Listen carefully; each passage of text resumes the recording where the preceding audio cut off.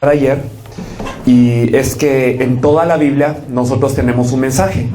Realmente, a pesar de que muchos de nosotros nos hacemos llamar cristianos y decimos que creemos la Biblia, muy pocas veces nosotros ponemos atención a cuál es el mensaje central de la Biblia. ¿Para qué nos fue dada esta Biblia? Dios, si verdaderamente Dios nos ha dado una carta a través de la Biblia y toda la voluntad de Dios, todo lo que Dios desea para nuestras vidas y todo el mensaje de Dios está incluido en la Biblia, entonces nosotros tenemos que saber cuál es el centro de esta Biblia, cuál es el núcleo de esta Biblia y cuál es la idea principal de esta Biblia en lo que todo gira. Y bien, nosotros hemos visto que esto se conecta con lo que es la palabra evangelio. La Biblia nos habla de lo que es el evangelio, pero nosotros vemos que en el día de hoy hay muchas personas que tienen una idea muy equivocada o una idea muy diferente de lo que es el evangelio. Todos utilizamos la palabra evangelio. Sin embargo, cuando le pregunta a una persona o a otra persona, todos contestan de diferente manera. Si usted le pregunta a 100 personas lo que es evangelio, va a recibir 100 respuestas diferentes de parte de todos. O si le pregunta 1000, usted va a tener entonces 1000 definiciones diferentes del evangelio. Y claro, uno puede decir, pues las personas son diferentes, pero la Biblia no es diferente. La Biblia es la palabra de Dios y la Biblia nos define exactamente qué es el evangelio. La Biblia también nos dice que no solo es en los tiempos de hoy en donde hay una confusión de lo que es el evangelio, sino que también en los tiempos de Pablo, como en la iglesia de Galacia, como en la iglesia de Corinto, ya en los tiempos en que Pablo estaba predicando el mensaje había una confusión de lo que es el verdadero evangelio, hasta tal punto que dice Pablo que el que venga predicando un diferente evangelio sea anatema. A los corintios les dice, si alguien les viene predicando un Jesús diferente, o un espíritu diferente, o un evangelio diferente, bien lo toleráis. Qué fácil aceptan cuando alguien viene a predicarles un evangelio que sea diferente al que yo les prediqué. Entonces nosotros tenemos que saber cuál es el evangelio que la Biblia nos habla y que Pablo predicó. Y ayer vimos a lo largo del libro de Hechos cómo es que ya sea Pedro, ya sea Pablo, ya sea Apolos, ya sea Priscila y Aquila, ya sea Juan, todos ellos predicaban uniformemente un mensaje solamente. Pareciera que toda la iglesia hubiera tenido diferentes mensajes, pero no es así. Toda la iglesia primitiva predicó un solo mensaje y es que Jesús es el Cristo.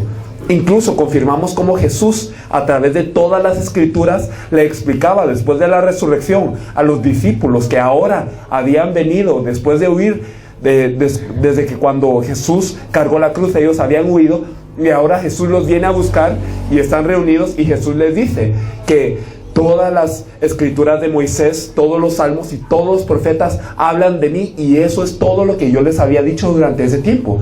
¿Qué quiere decir? Que todo el Antiguo Testamento, toda la Biblia hablaba de quién era Jesús. ¿Y quién era Jesús? Era el Cristo. ¿Cuál era el mensaje de la iglesia primitiva? Era nada más y nada menos sino el mensaje que Jesús es el Cristo.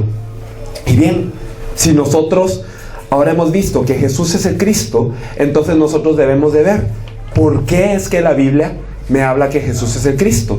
Si la Biblia es el mensaje de Dios, si la Biblia verdaderamente es la carta de Dios para mi vida, entonces yo tengo que saber el significado de ella. No solo por saber las palabras que Jesús es el Cristo, o Jesucristo, o Jesús, es que yo voy a ser salvo. Es que yo verdaderamente voy a estar en la intención de Dios. Muchas personas dicen, yo creo en Jesús. Está bien creer en Jesús, pero no por creer en Jesús usted es salvo. Los católicos creen en Jesús, o eso dicen, ¿no? ¿Y son salvos por eso? O algunos dicen, yo creo en Dios y yo soy salvo. Pero ¿saben quiénes más creen en Dios? Los musulmanes creen en Dios. Y la Biblia nos dice, tú crees en Dios, bien haces. Los demonios también creen y tiemblan. En Santiago nos lo dice. No por creer en la existencia de un Dios es que yo puedo ser salvo. O bueno, y si yo creo en Cristo, entonces ¿eres salvo? Los judíos esperan hasta el día de hoy al Cristo. Creen en el Cristo, su cultura está basada en el Cristo, pero no por creer en ese Cristo de esa forma son salvos. Debemos de creer según nos dice la Biblia. Y la Biblia nos dice que debemos de creer que Jesús es el Cristo, el Hijo de Dios, y creyendo de esa forma podemos tener vida en su nombre. Y hemos explorado ayer un poco de lo que es la razón por la que tenemos que creer que Jesús es el Cristo. Bien, yo soy salvo porque creo que Jesús es el Cristo. Yo soy salvo cuando creo que Jesús es el Cristo, el Hijo de Dios. Y ayer explorábamos un poco acerca de la diagnosis de por qué yo tengo que creer que Jesús es el Cristo. Hay un problema con el hombre. Un problema tan grande que Dios mismo tiene que venir a resolver este problema. Un problema tan grande que Dios tiene que morir y resucitar por este problema. ¿Y cuál es este problema? Ayer lo vimos. Ayer hablábamos de la condición del hombre original, bendecido, un hijo de Dios que tenía todas las cosas, que verdaderamente era un ser de realeza, era un ser que dominaba sobre todas las cosas, era un hijo de Dios y tenía comunión con Dios. Pero ¿qué pasa? De noche a la mañana lo pierde todo. Y el estar separado de Dios representa la muerte, representa el vacío, representa que todo lo que hacemos en nuestra vida verdaderamente no significa nada. Todo nos lleva al infierno. ¿Y por qué es esto? ¿Por qué nosotros estamos separados de Dios si fuimos hechos para estar con Dios? Es que existe algo en el mundo que se llama pecado. Y este pecado no es de índole ética o moral, como solemos pensar, sino es el pecado de la desobediencia del pacto de Dios, del desobedecer o negar la palabra de Dios. Y Dios es la palabra. O sea, Dios se dio a sí mismo, Dios entregó su confianza al hombre a través de una promesa, pero nosotros hemos decidido violar la promesa. Y eso es el pecado. Y el pecado es tan grave que produce la muerte o la separación con Dios. ¿Y quién produce el pecado? ¿Por qué nosotros somos pecadores? Es que hay un ser que se llama Satanás, el padre de la mentira, aquel que es el príncipe de este mundo, nos dice la Biblia, el Dios de este siglo, que constantemente nos ataca porque su objetivo es robar, matar y destruir. ¿Y cómo nos puede robar, matar y destruir? Haciendo que perdamos nuestra relación con Dios. ¿Y cómo es que podemos perder la relación con Dios? ¿Cuál es la única forma? Es quitándonos el pacto. Y así nosotros tenemos tres problemas fundamentales en nuestros días. Tenemos la separación con Dios, que es la muerte de todas las personas. Tenemos lo que es el pecado, lo cual nos agobia y nosotros nacemos en este pecado y sin importar que tanto nos lavemos con lejía o con hisopo, nos dice Jeremías, no se quita este pecado. Y Satanás, que es un ser tan maligno, pero tan poderoso, que incluso se atreve a tentar al mismo Jesús. Incluso se atreve a tentar al Hijo de Dios. Y ahora está intentando engañar incluso a los escogidos. Y estos tres problemas no los resuelve el hombre solo. Y si siguen estos problemas, quiere decir que sigue separado de Dios y no solamente vive una vida de sufrimiento, sino luego se dirige al infierno de una vez. Hoy vamos a explorar un versículo sumamente importante en relación a todo esto. En Mateo 16, por favor. Mateo capítulo 16. Desde el versículo 13 al 19. Mateo capítulo 16, del versículo 13 al 19.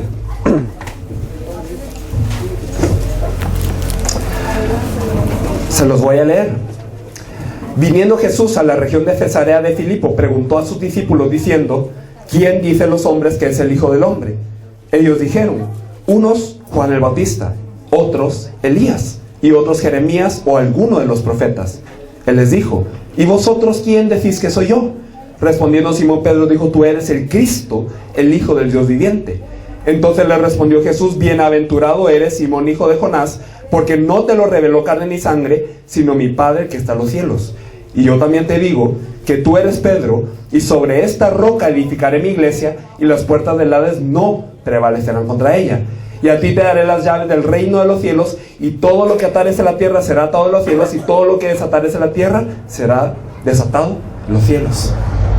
Aquí nosotros vemos una pregunta de Jesús, y Él hace esta pregunta casi antes de cargar la cruz. Antes de que Él tenga que ir a hacer el sacrificio final, Él viene a esta región de Cesarea de Filipo y hace esta pregunta tan importante. Y claro, la pregunta en sí es muy importante, pero también nosotros debemos de fijarnos en dónde la hace. Porque Jesús está queriendo decir una cosa al pueblo de Israel. Cesarea de Filipo. Cesarea de Filipo es una tierra que está en la tierra de Israel. César, Filipo. Estos dos nombres no son nombres israelitas, son nombres romanos. ¿Qué quiere decir? Esta región había sido conquistada por Roma. Esta región había sido conquistada por el César y por eso se llama Cesarea, y ahora está reinando sobre esta región un tal Herodes Filipo, que es el tetrarca de esta región. Y bien, estamos viendo que entonces la tierra de Israel está cubierta una vez más por moradores extranjeros. Hay personas gentiles que ahora están gobernando la tierra de Israel. ¿Qué quiere decir esto? Israel ha fracasado. Israel ha caído. Y esto no es la primera vez. Antes de llamarse así, se llamaba Paneas, porque en esta región también se practicó el culto a un dios griego de la fertilidad y la naturaleza llamado Pan. Pero antes de esto se llamó Baal Hermón, Baal Gaal, porque era un lugar en donde se adoraba al dios pagano Baal. Y antes de esto, ¿cómo se llamó? Canaán. Esto era una tierra que estaba dentro de las regiones de Canaán.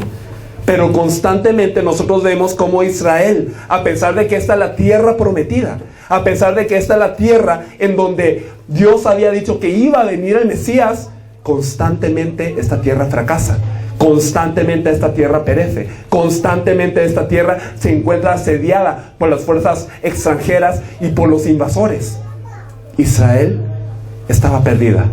Israel, a pesar de ser la tierra, el pueblo del pacto, el pueblo de Dios, el pueblo que verdaderamente tenía que estar guardado por Dios, hoy está pereciendo. ¿Por qué? Y esto no es simplemente en el tiempo de este entonces, sino hoy la iglesia, que es el pueblo de Dios, también se encuentra en dificultades, también se encuentra bajo ataque, también se encuentra bajo otro nombre. ¿Por qué? Esto es lo que Jesús quiere esclarecer a través de esta pregunta. ¿Por qué Israel, a pesar de ser el pueblo de Dios, fracasa? ¿Por qué Israel, a pesar de tener la promesa de Dios, fracasa? Y Jesús hace la pregunta: ¿quién dice los hombres que es el Hijo del Hombre? En otras palabras, ¿quién dice a las personas que soy yo? Y es una pregunta muy curiosa. ¿Quién dice a las personas que soy yo? Y le pregunta a sus discípulos. Y los discípulos, habiendo escuchado varias cosas, varios rumores, empiezan a decirle: pues algunos dicen que tú eres como Juan el Bautista. Juan el Bautista. ¿Quién era Juan el Bautista? Juan el Bautista era un hombre que anunció la venida de Jesús. Era un hombre que Jesús dijo que era el más bendecido de los nacidos de mujer. Jesús verdaderamente exaltó a Juan el Bautista. Juan el Bautista tuvo el privilegio de verdaderamente ver a Jesús, de bautizar a Jesús y ver cómo el Espíritu Santo se manifestaba sobre él, escuchar la voz de Dios que decía: este es mi Hijo, en quien yo me complazco. Juan el Bautista fue un gran hombre y también no solo anunció la venida de Jesús, sino también todo el carácter de su ministerio fue un carácter que estremeció a Israel. Todos escuchaban de Juan el Bautista y cómo él estaba hablando de arrepentimiento, y él decía: arrepiéntanse, y les decía: ustedes tienen que comportarse bien porque hay un juicio venidero. Y les decía: si ustedes tienen 2 túnicas y hay uno que no lo tienen, denle al otro. Y si hay un soldado que está abusando de su poder, entonces no lo hagan, no es justo. Parecía algo muy bueno. Incluso Juan el Bautista era alguien que criticaba a las autoridades cuando nadie podía hacerlo por miedo. Él criticó al rey Herodes por tomar a la mujer de su hermano y murió decapitado. Por eso era justo hasta la muerte.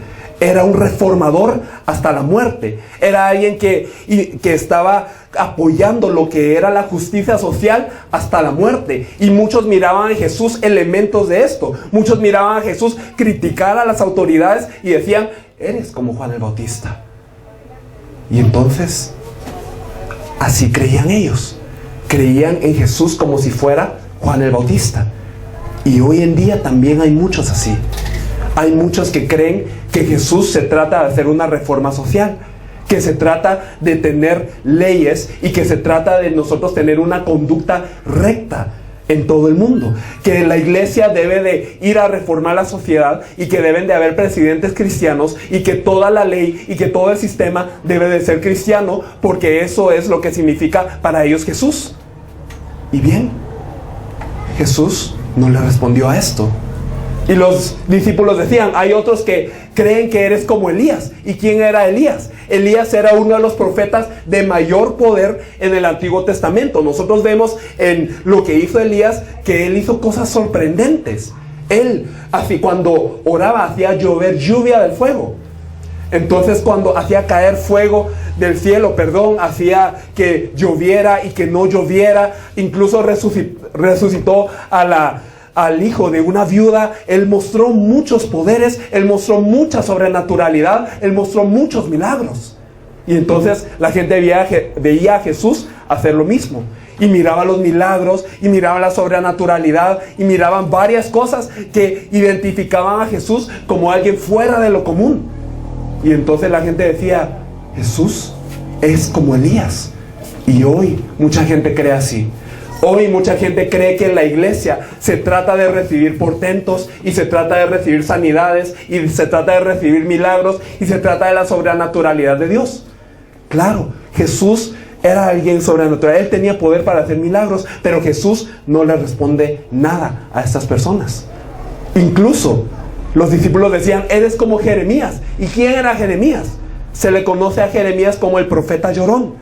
Era alguien que verdaderamente en un tiempo difícil de Israel, él velaba por el pueblo de Israel, él lloraba por las viudas, él lloraba por los huérfanos.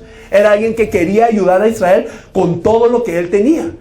Y hoy muchas personas cuando ven a Jesús miran lo mismo y dicen, Jesús el que se compadeció del pueblo, Jesús el que ayudó al menor, el que ayudó al pobre. Y entonces dice, la iglesia tiene que estar haciendo servicio social y tiene que ser filantrópica y tiene que hacer mucho bien social, tiene que ayudar al pobre, tiene que construirle un techo a los que no tienen, y para eso vino Jesús, dicen muchos. Y Jesús no le respondió nada. Otros, eres alguno de los profetas. Y entonces miraban a Jesús e identificaban muchos rasgos de él que eran como los profetas de la antigüedad. Y entonces decían, eres otro más de todos ellos. Eres otro más de todos los que nos han venido a hablar la palabra de Dios. Eres uno más de todas las religiones. Todas las religiones son buenas, todas las religiones te hablan de cosas buenas. Y Jesús, tú eres uno más de ellos. Así creen las personas de hoy. Y Jesús no les dijo nada. Y bien, después de las respuestas de estos discípulos, ¿qué les pregunta Jesús? Está bien, las personas pueden pensar así, las personas ven así, las personas creen así, pero vosotros, ¿quién decís que soy yo? Vosotros, los que os hacéis llamar mis discípulos, los que habéis caminado conmigo 3 años y medio, los que habéis visto mis milagros, los que habéis escuchado mis parábolas, los que habéis dormido conmigo, los que habéis hecho todo conmigo, aquellos que dicen llamarse sus discípulos, ustedes, ¿quién dicen que es Jesús? Eso es lo que Jesús nos pregunta hoy. No es otra cosa. No es cuántos templos construiste, no es cuánta gente reuniste, no es cuánta gente hiciste llorar, no es cuántos milagros hiciste, es quién decís vosotros que soy yo. Y aquí quizás hubo un silencio. Quizás todos los discípulos dudaban, porque ellos quizás tenían esta misma fe que habían profesado. Pero aquí solo uno se levanta, solo una persona rompe el silencio, y Pedro se levanta y dice, tú eres el Cristo, el Hijo del Dios viviente. Él confiesa, tú eres el Cristo, el Hijo del Dios viviente. Y para que él confesase esto, verdaderamente era algo sorprendente. Aunque muchos antes le habían dicho el Cristo, Jesús reacciona de forma diferente a esta confesión. Y dice, bienaventurado eres, Simón, hijo de Jonás, porque esto no te lo reveló carne ni sangre, sino mi Padre que está en los cielos. Antes muchos le habían llamado como un análogo del Cristo. Habían algunos que le habían dicho hijo de David. Habían otros que le habían dicho, eres el que había de venir. Algunos le habían dicho, eres el profeta, refiriéndose al profeta de Deuteronomio 18 que Moisés estaba diciendo. Y muchos le habían dicho, sí, eres el Cristo, sí, tú eres aquel que iba a venir. Pero cuando Pedro le responde así, ¿por qué reacciona diferente? Es que es diferente simplemente saberlo. Es diferente simplemente tenerlo por conocimiento que cuando viene por revelación. Aquí Jesús le está diciendo a Pedro, esto no te lo reveló carne ni sangre. Esto tú no lo supiste por inteligente. Esto no te valió porque tú eres alguien que escudriñó las escrituras. Esto no te valió porque tú simplemente tuviste un conocimiento, o porque tuviste un concepto, o porque viniste a la iglesia, o porque simplemente estabas moviéndote con los discípulos. No, esto te lo reveló mi Padre que está en los cielos. ¿Y qué significa esto? ¿Qué significa creer que Jesús es el Cristo?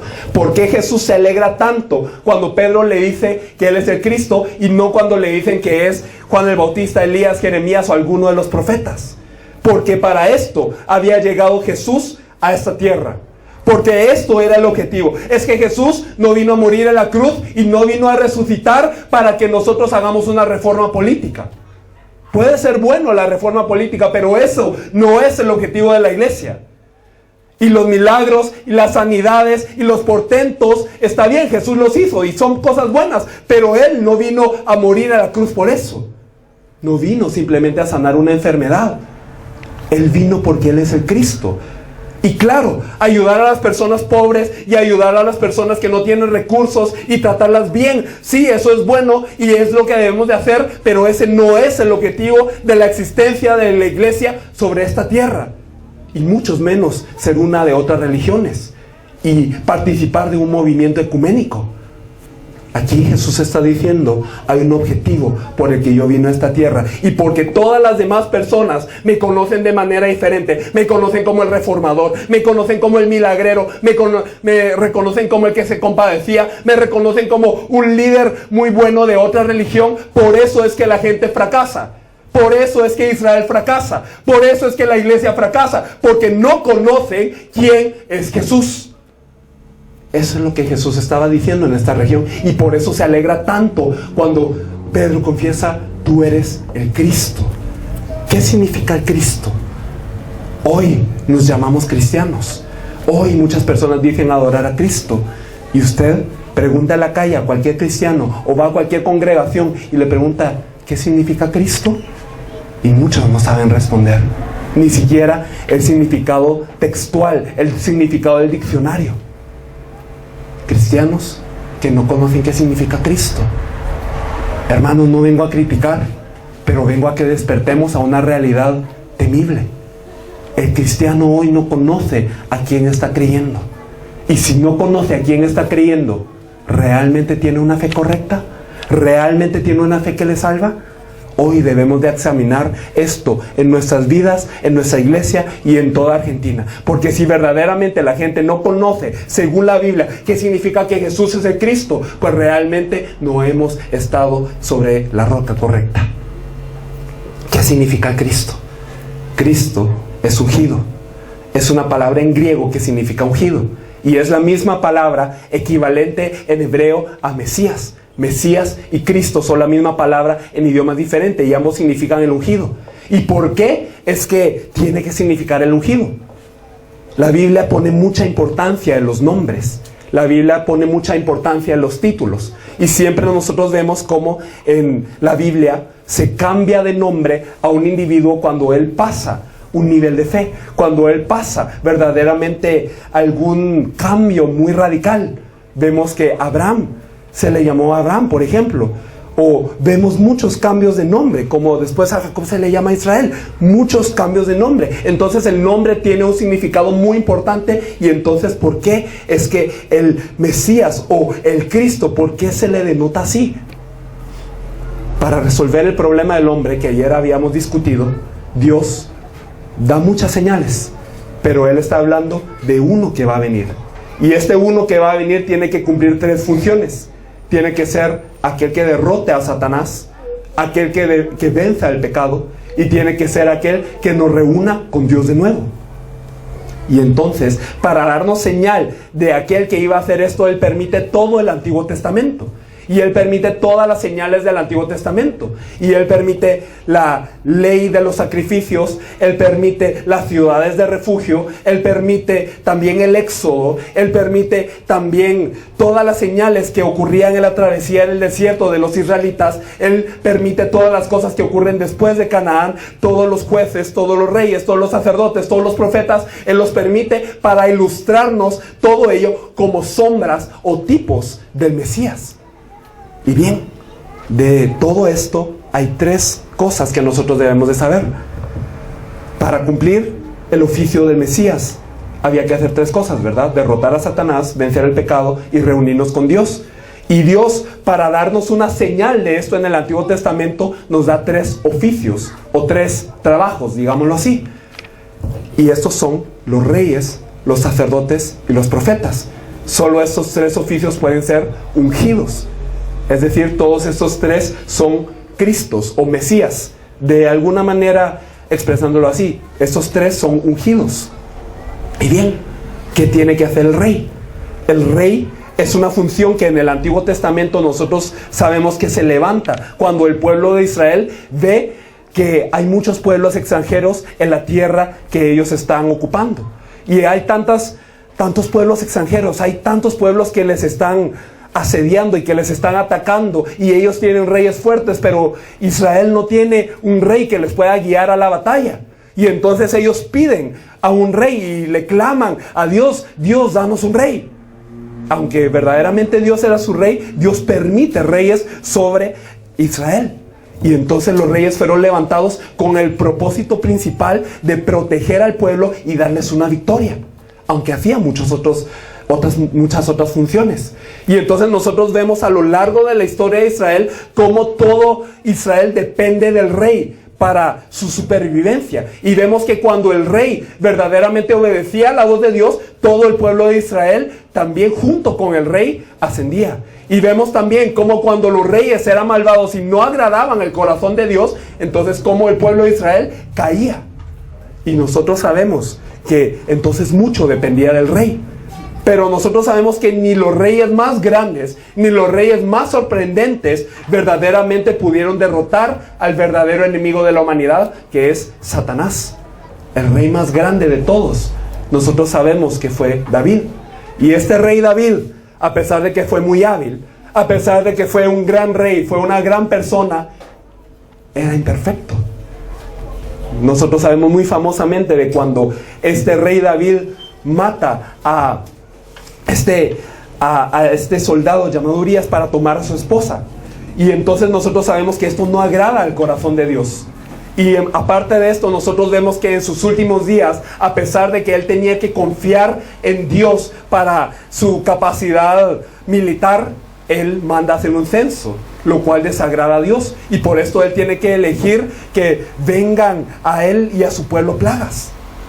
Verdaderamente vemos que ni el rey David fue perfecto, y este rey David, aún siendo un varón modelo, no pudo vencer entonces al verdadero enemigo de la humanidad, que es Satanás. Verdaderamente se necesitaba no de un rey humano, se necesitaba de un verdadero rey. Y vemos a los sacerdotes también. ¿Qué es lo que tenían que hacer los sacerdotes?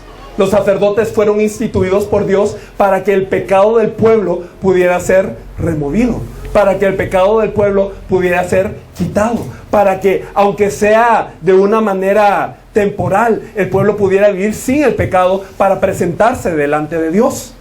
Nosotros vemos que cuando los sacerdotes fueron instituidos, ellos tenían como labor dar el culto a Dios, pero siempre recibían a los animales de parte del pueblo cuando una persona había pecado.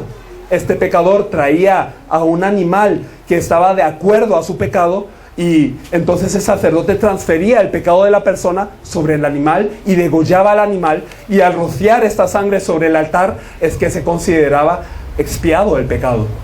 Pero vemos que el hombre era imperfecto y constantemente pecaba, y los sacerdotes constantemente tenían que ofrendar, y una y otra vez, y era hasta el punto en donde no bastaba con un sacerdote, y había muchos sacerdotes, pero aún así no se acababa el pueblo de Israel ni de todo el mundo.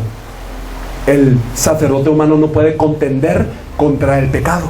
Por eso se necesitaba de un verdadero sacerdote quien eliminase el pecado de una vez y para siempre. Y bien, el último oficio del ungido que nos queda es el profeta. Y el profeta fue levantado, si se acuerdan del tiempo de Moisés, cuando los israelitas tenían que encontrarse con Dios en el monte. Ellos veían oscuridad, veían relámpagos, y había terremotos, y había un tiempo de gran miedo. Gracias. Y entonces vemos cómo es que el pueblo tenía miedo de encontrarse con Dios, y ellos decían: si yo me encuentro con Dios, yo voy a morir. Y ellos sabían que verdaderamente estaban en un estado de pecado y que ellos podían estar en la presencia de Dios. Y entonces Moisés les decía: vamos, tenemos que encontrarnos con Dios. Y el pueblo tenía miedo de Dios y se ocultaba y se ocultaba de esa oscuridad en donde Dios moraba. Y entonces, ¿qué es lo que le decía el pueblo a Moisés? Moisés, ve tú y entonces habla con Dios, y entonces lo que te diga Dios nos dices a nosotros. Y es como si nosotros nos hubiésemos conectado con Dios. Así que el profeta era un puente entre Dios y el hombre. De esa manera tenía que reconectar a Dios y el hombre. Y entonces se levantaron muchos profetas en el Antiguo Testamento. Y el objetivo del profeta era dar la palabra de Dios para que el pueblo se reconectara con Dios y que recobrara su relación con Dios. Pero ¿qué pasaba? El profeta, aunque pudiera dar una buena palabra, aunque el profeta verdaderamente pudiera ser justo, y hubieron muchos que no lo fueron, pero aunque el profeta fuera leal a su deber, el profeta no podía reconciliar al pueblo y a Dios. Y se necesitaba entonces de un verdadero profeta, quien abriese el camino para que nosotros nos encontrásemos con Dios. Y estos tres oficios, el rey, el sacerdote y el profeta, todos estos denotaban lo que tenía que venir a ser verdaderamente el Mesías, el Cristo. ¿Qué significa que Jesús sea el Cristo? ¿Qué significa que Jesús sea el Mesías? Quiere decir que Él cumplió con estos tres oficios, resolviendo los tres problemas principales de la humanidad, y por ende todos los problemas de la humanidad. Como verdadero rey, nosotros podemos ver que Él destruye a Satanás sobre la cruz. Y nosotros vemos Hebreos 2, 14 y 15. Nosotros vemos que Él participa de carne y sangre por cuanto los hijos participaron de carne y sangre. ¿Y qué es lo que Él hizo? Por medio de la muerte destruyó al que tenía el imperio de la muerte, esto es al diablo, y librarnos a nosotros que por toda la vida estábamos sujetos a servidumbre por temor de la muerte, nos dice la palabra. Jesús, como el Cristo, se encarga de ser el verdadero rey que destruye a Satanás por medio de su muerte. ¿Cómo? Porque Él muere y resucita, y la resurrección es vencer a la muerte. ¿Y quién tiene el imperio de la muerte? El diablo. Entonces Él es el único que puede destruir la potestad del diablo sobre el hombre. Podemos ver también en Hebreos 9, versículo 12, que nos dice que no por sangre de machos cabríos ni de becerros, sino por su propia sangre entró una vez y para siempre en el lugar santísimo. Él no es como los demás sacerdotes que tenían que sacrificar y sacrificar y sacrificar. Él es el verdadero sumo sacerdote, quien derramó toda su sangre, toda su agua, para que nosotros tuviéramos una expiación completa del pecado que nos separa de Dios. Ese pecado que nos dividía de Dios, esa iniquidad que verdaderamente hacía ocultar el rostro de Dios, Él lo removió completamente de nuestras vidas, siendo Él el verdadero sumo sacerdote sobre la cruz. Y finalmente, nosotros vemos que Él cumple el oficio del verdadero profeta. En Hebreos, nosotros podemos ver el capítulo 10, versículos 19 y 20, y vemos cómo es que nos cuenta Hebreos 10, 19 y 20, que Él abrió un nuevo camino para encontrarnos con Dios, un camino nuevo y vivo a través del velo, y nos dice que este velo es su carne. ¿Cuál velo? ¿Cuál carne? En el Antiguo Testamento, el lugar santísimo era el lugar de encuentro con Dios, y solamente podía entrar al año el sumo sacerdote en el día de la expiación, cruzando para el lugar santísimo. Pero tenía que entrar con gran temor y temblor, porque él iba en representación de todo el pueblo. Y si alguno del pueblo o él mismo no había resuelto su pecado, entonces el sumo sacerdote entraba y moría ante la presencia de Dios. Así que el encontrarse con Dios no era fácil. El encontrarse con Dios era algo temible. El encontrarse con Dios era algo con riesgo de muerte. Pero aquí en este versículo en Hebreos 10, nos dice que cuando Jesús murió en la cruz ocurrieron varias cosas. Ocurrió que hubo un terremoto, los cielos se oscurecían, las piedras explotaban, los dormidos se despertaban, nos dice la Biblia, que es decir, los muertos vivían. Pero, ¿qué es lo que ocurría también? El velo que estaba en el templo se rasgó de arriba para abajo. La cortina, la pared que nos dividía de Dios, este muro que nos dividía de la presencia de Dios, fue cortada por el sacrificio de Jesús, que es el Cristo sobre la cruz. Que quiere decir que tenemos acceso ahora a Dios. Y nos dice este versículo en Hebreos 10, del 19 al 20, que este velo es su carne. Que Él partió su carne, que Él se despedazó a sí mismo para que nosotros tengamos un acceso de nuevo con Dios, cumpliendo el oficio del verdadero profeta. Así que el hecho de que Pedro haya confesado en este momento que Él es el Cristo, quiere decir que Pedro había tenido la revelación de que Jesús como el Cristo era no solamente alguien que le iba a dar un milagro, no solamente alguien que iba a reformar la sociedad, no solamente alguien que iba a hacer cosas buenas para con la gente, o que iba a establecer una nueva religión, sino que Él era verdaderamente aquel que nos reconecta con Dios, que verdaderamente resuelve todo el problema del hombre definitivamente, de una vez, eternamente y para siempre. Y Jesús se sorprendía, y Jesús le decía, verdaderamente tú eres bienaventurado. Y le dijo, ahora tú eres Pedro, y sobre esta roca, ¿y cuál roca? La confesión de que Jesús es el Cristo. Sobre esta roca, sobre esta roca yo edificaré mi iglesia. Mi iglesia, la iglesia de Jesús, va a estar edificada sobre la verdad, y la única verdad, el evangelio, que Jesús es el Cristo. Y dice, las puertas del Hades no prevalecen contra ella. ¿Y hoy la iglesia cómo está? Hoy la iglesia del mundo ¿cómo está? ¿Prevaleciendo sobre las puertas del Hades? ¿Está venciendo al mundo? Cuando el Señor les dijo, cuando nos dice primera de Juan, capítulo 5, versículo 4, que todo el que es nacido de Dios vence al mundo, ¿eso se está cumpliendo hoy? ¿Estamos teniendo victoria y más que victoria? No. Hoy vemos como muchas iglesias se han vuelto un campo de juego de Satanás. Vemos como muchas iglesias se han dedicado a hacer la obra de Dios según ellos, pero están caídas. Incluso las grandes iglesias hoy están pasando mucho problema, e incluso en Corea, yo les puedo decir que iglesias grandes están siendo criticadas muy grandemente por todo el pueblo. No están pudiendo salvar al mundo. Es más, están intentando sobrevivir en un mundo, adaptándose al mundo, adulterando el mensaje. ¿Por qué? Porque no están sobre la roca. Y la roca es que Jesús es el Cristo. Y si no estamos sobre esta roca, una de dos: o no somos iglesia, o estamos fundamentados sobre arena. Y el Señor dijo que la casa sobre la arena se desmorona. Así que, hermanos, verdaderamente este mensaje de Mateo 16 nos trae a luz una cosa muy importante. Si nosotros no tenemos la fe de la Biblia de creer que Jesús es el Cristo, si verdaderamente no tenemos la claridad del Evangelio de creer que Jesús es el Cristo, entonces ¿sobre qué estamos edificados? ¿Somos iglesia? ¿Verdaderamente somos aquellos que el Señor llamó en este versículo?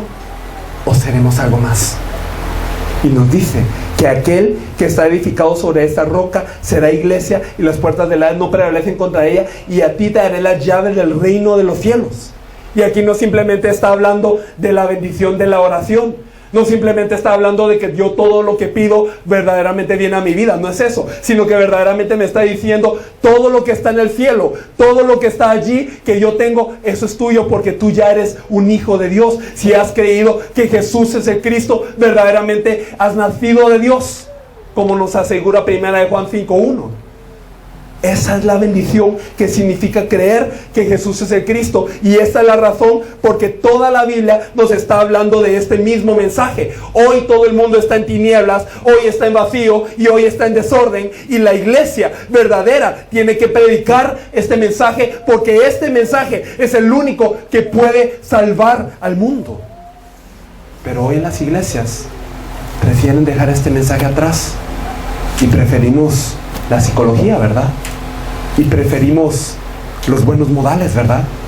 Y preferimos el cómo reunir gente y el liderazgo, y preferimos la manera de cómo sanar las heridas familiares, y preferimos también la forma de evitar el abuso sexual, cuando todo eso proviene de un problema espiritual de estar separados de Dios. Y la iglesia hoy no conoce esta verdad. La iglesia hoy ha quedado ciega. La iglesia hoy ha perdido este mensaje. Hermanos, ayer les decíamos, nosotros venimos porque este es el único mensaje de la Biblia, y nosotros sabemos que hay personas que van a reaccionar a este mensaje, que van a saltar con vida de este mensaje. Así como a Pedro le había sido revelado este mensaje, hay personas aquí quienes van a obtener esta revelación también. Si nosotros vemos en Mateo 11, por favor, versículo 27.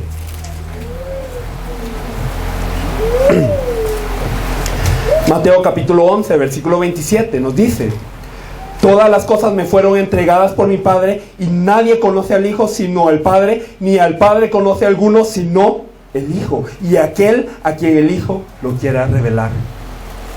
¿Cuál es la manera de que nosotros podemos ir a Dios? ¿Cuál es la manera en que nosotros verdaderamente podemos conocer a Dios? ¿Y cómo podemos hacer que todo el mundo conozca a Dios? Hay una forma. Esto es una revelación. Esto es algo que el Padre nos tiene que hacer saber. Es algo que por la voluntad del Hijo es revelado a las personas cuando ellos escuchan el clarín, la trompeta clara de que Jesús es el Cristo. Este es el pacto de toda la Biblia. Esto es lo que Dios nos da como el pacto, como el Evangelio, como su palabra hoy en día. Todo el Antiguo Testamento se trata de la venida del Mesías. El Mesías va a venir, el Mesías se va a manifestar en sus vidas, el Mesías va a restaurar a Israel. ¿Y qué nos dice este Nuevo Testamento? Que este Mesías vino, y Él, a través de la cruz y la resurrección, consumó el problema eternamente, perfectamente. Y este Mesías, este Cristo, se llama Jesús. Y este es el mensaje que yo debo de creer, porque Él ya lo hizo todo. Él ya lo consumó todo en la cruz. Él ya resucitó. Él ya ascendió. Él nos dejó este mensaje perfecto. Y si yo lo creo, si esto se hace verdad, si esto verdaderamente me es revelado, entonces yo soy la iglesia. Y la iglesia es alguien que no es vencido por las puertas del Hades y tiene la potestad de poder salvar a todo el mundo. Esto es el pacto, que Jesús es el Cristo, es el Evangelio que predicaban todos los apóstoles de la iglesia primitiva, es el objetivo de la escritura de la Biblia, y bien nosotros hemos venido ignorando esta verdad. Hermanos, pensémoslo bien, pensémoslo bien. Yo quiero que hablemos de un versículo más antes de terminar, en Mateo capítulo 7. Mateo capítulo 7, versículos 21 al 23. Y esto es un pasaje muy serio que tenemos que pensar. Nos habla de lo que es el criterio de la salvación. Nos habla de lo que es el criterio de entrar al reino del cielo. Y nos dice: no todo el que me dice Señor, Señor, entrará en el reino de los cielos, sino el que hace la voluntad de mi Padre que está en los cielos. Muchos me dirán en aquel día: Señor, Señor, ¿no profetizamos en tu nombre? Y en tu nombre echamos fuera demonios, y en tu nombre hicimos muchos milagros. Y entonces les declararé: nunca os conocí, apartados de mí, hacedores de maldad. Y yo, cuando miro este pasaje, verdaderamente me pongo a pensar: estos hombres no eran personas falsas, como quizás algunos explican este pasaje. No eran personas que simplemente querían adentrarse al reino de los cielos por un mérito, sino que eran personas que decían: Señor, Señor. Le decían a Jesús: tú eres mi Señor. En este tiempo en donde podían ser muertos por llamar a Jesús Señor. Y le dicen: Señor, Señor, nosotros profetizamos en tu nombre, compartimos la palabra en tu nombre, fuimos pastores, predicadores en tu nombre. Señor, Señor, echamos fuera demonios en tu nombre. Y echar demonios fuera no es algo fácil. No es algo que simplemente alguien que viene a la iglesia una vez cada domingo es que lo puede hacer. No, es algo que verdaderamente alguien con oración, alguien espiritual, y este tipo de gente está diciendo: Señor, Señor, echamos fuera demonios en tu nombre e hicimos milagros en tu nombre. No era gente cualquiera, no era gente leve, era gente que había dedicado su vida a Dios, era gente que se había entregado a Dios, y el Señor les está diciendo: hacedores de maldad, nunca os conocí, apártense de mí. ¿Por qué ellos eran hacedores de maldad? ¿Por qué el Señor les denomina hacedores de maldad y que nunca los conoció? ¿Acaso es malo profetizar? ¿Acaso es malo echar fuera un demonio? ¿Acaso es malo que yo haga un milagro en el nombre del Señor? No, ¿verdad que no es malo? Pero entonces, ¿por qué el Señor les está diciendo hacedores de maldad? La respuesta está en el versículo 21. Señor, no todo el que me dice Señor, Señor entrará en el reino de los cielos, sino en el que hace la voluntad de mi Padre que está en los cielos. O sea que hay una voluntad del Padre que es aparte de echar fuera demonios, aparte de profetizar, aparte de hacer milagros, y aparte de hacer obras sociales, y aparte de hacer milagros, y aparte de ayudar al empobrecido, y aparte de ser muy religioso, hay una voluntad del Padre. Y esta es la interrogante de la iglesia hoy. Muchos, muchísimos, y yo me incluía en ese grupo, que van a la iglesia, se preguntan: ¿cuál es la voluntad del Padre? Yo quiero servirle a Dios. Yo quiero ser alguien que haga la voluntad de Dios. Yo quiero agradarle a Dios. Yo quiero seguir a Dios. ¿Y cuál es la voluntad del Padre? ¿Qué es lo que tú quieres, Dios? ¿Y quieres que yo me case con este? ¿O que me case con el otro? ¿O quieres que yo consiga este trabajo o el otro? ¿O quizás estudio esto o lo otro? ¿O quizás mi ministerio tiene que ir por acá? ¿O yo tengo que levantar el templo acá? ¿Cuál es tu voluntad, Dios? Y esta es la pregunta de muchos. Y muchos ministros no saben dar la respuesta a esta pregunta. Y por eso muchos creyentes se pierden, y muchos creyentes se esfuerzan, y muchos creyentes terminan fatigados, porque verdaderamente no conocen la voluntad del Padre que está en los cielos. Pero la Biblia nos dice cuál es la voluntad del Padre que está en los cielos. Acompáñenme a Juan capítulo 6, por favor. Juan capítulo 6, versículos 39 y 40. Vamos a leer el 40 primero. Juan capítulo 6, versículos 39 y 40. Y esta es la voluntad del que me ha enviado, que todo aquel que ve al Hijo y cree en Él tenga vida eterna, y yo le resucitaré en el día postrero. Y esta es la voluntad ¿de quién? Del que me ha enviado, dice Jesús. Y dice que todo aquel que ve al Hijo y cree en Él tenga vida eterna. En otras palabras, la voluntad del Padre, ¿cuál es? Que verdaderamente veamos al Hijo, que veamos a Jesús como debe de ser, como el Cristo, y creamos en Él, y así tenemos vida en su nombre. Y una cosa más, versículo 39. Y esta es la voluntad del Padre, el que me envió, que de todo lo que me diere no pierda yo nada, sino que lo resucite en el día postrero. Todo lo que le fue dado a Jesús, todo aquel quien le fue dado a Jesús no se debe de perder, sino verdaderamente debe de resucitar en el día postrero. ¿Qué quiere decir? Que hay muchos allá afuera que no se deben de perder, y es el deber de la iglesia que ellos no se pierdan, porque esa es la voluntad del Padre también. Así que vemos dos cosas que son la voluntad del Padre aquí: creer en el Hijo. El objetivo de toda la Biblia, el mensaje de la iglesia primitiva, el objetivo del Antiguo y el Nuevo Testamento, la carta de Dios para con sus vidas y la mía. Creer que Jesús es el Cristo, el Hijo de Dios, y creyendo en su nombre que tengáis vida. Y que más, que cuando nosotros tengamos vida, que cuando nosotros hayamos creído esto, entonces que hagamos la evangelización mundial para que ni uno se pierda, porque esa es la voluntad del Padre. Esa es la voluntad del Padre, y todo lo que hacemos en nuestra vida tiene que ir en servicio a ellos. ¿Y qué hay de los de Mateo 7 entonces? Ellos profetizaron, hicieron milagros, echaron fuera demonios. ¿Y qué pasa? Ellos no tenían relación a esta voluntad, porque estaban utilizando el nombre de Jesús para hacer estas hazañas, pero sin relación a esta voluntad. Así como estos que los discípulos decían: tú eres como Juan el Bautista, tú eres como Elías, tú eres como Jeremías o alguno de los profetas. Estos también desconocían la voluntad de Dios y desconocían que ese Jesús de quien hablaban esas cosas es el Cristo. ¿En dónde estamos nosotros? Esa es la pregunta. ¿Quién decís vosotros que soy yo?, pregunta el Señor. ¿Creen en mí como un reformador?